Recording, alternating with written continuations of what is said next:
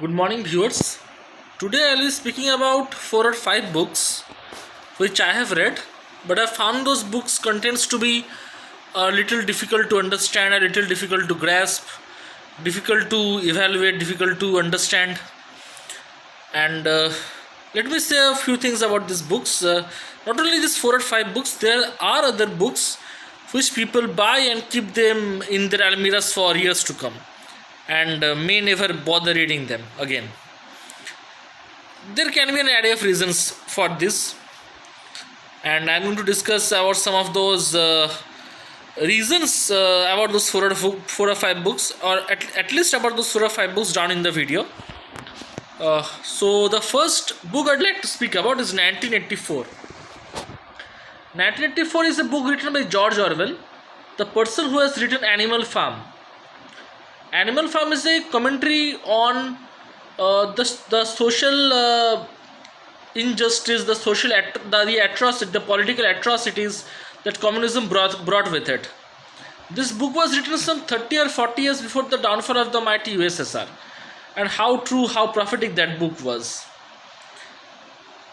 Animal Farm is not on my list, but 1984, another lesser known book written by George Orwell is in my list.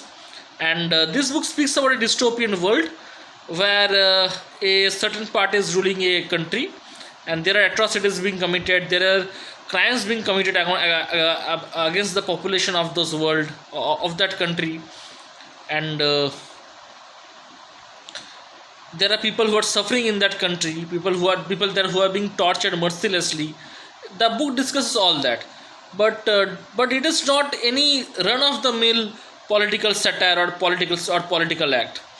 The book uses metaphors. It brings in new concepts. It even speaks about a new language in which words are being erased to remove radical thoughts from the minds of the people. So there are a lot of new concepts in this book, and this is what makes the book difficult to understand.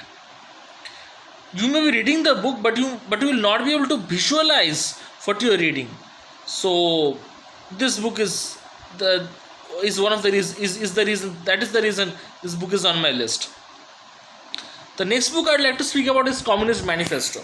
Well, Communist Manifesto, a lot has been written about this book over the years. A lot has been discussed, and this is the book which has caused revolutions and whatnot in the world. And Communist Manifesto, you must understand that Communist Manifesto standing in today's world where there is free trade, where there is globalization, Communist Manifesto is going to be difficult to understand, difficult to relate to.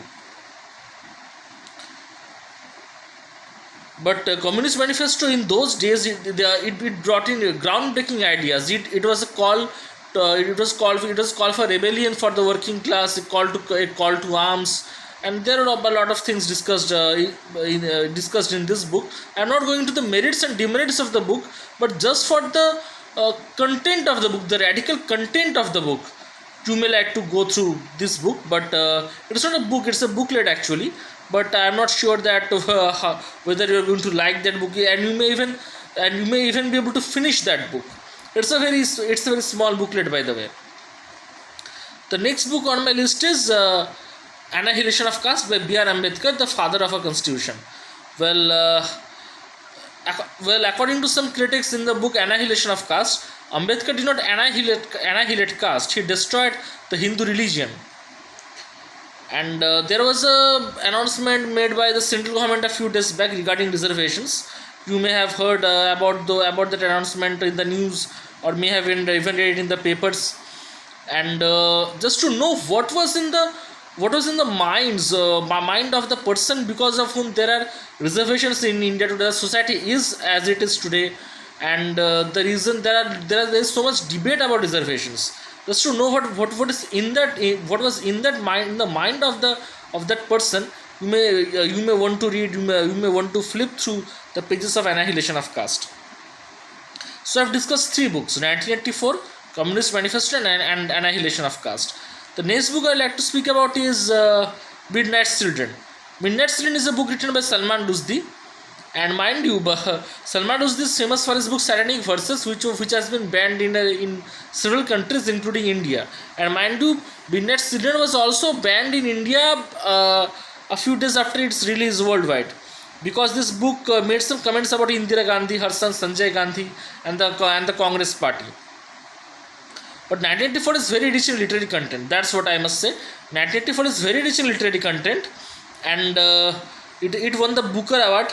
And then on the 25th anniversary of the Booker Award, the award was given at Booker of Bookers. It won that award too. And then on the 40th anniversary of Booker Award, there was another award given out, and another Booker of Booker Awards given out, and this book won that same award too. Well, Booker is a very famous award. A lot of prize money comes with it, a lot of recognition, a lot of fame. So to win that, to win that Booker Award, not only the Booker Award, but also the Booker of Booker Awards is no small task. As I was saying, Midnight Children is very high on literary content, and but apart from the reasons which I discussed about the previous three books, another reason you may find Midnight difficult to read is because of the array and assortment of words which Salman Rushdie brings to the table. I must say that even Shashi Tharoor is going to feel embarrassed reading Midnight Children. And the next book I like to speak about is Devil on My Back. Well, Devil on My Back is a distant memory. I read that book when I was some 9 or 10 years old. It is set on the similar premises on which 1984 is set. It also speaks about a dystopian world where certain people are ruling the country or ruling the world. There are people who are suffering, people who are being stood upon, and all these concepts are discussed. But Devil on My Back had some very, let me say, mind-shattering concepts in Devil on My Back.